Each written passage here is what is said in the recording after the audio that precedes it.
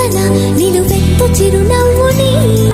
మెరుపుని తొలి చినుకుని కలగలిపి చూడాలని ఎవరికి అనిపించిన చూడొచ్చు నా చెలియని ఇన్నాళ్ళిలా తనొస్తాడని చూడాలట ప్రతి దారిని ఏ తోటలో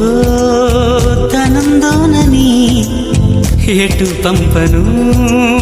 నా మనసుని ఏనా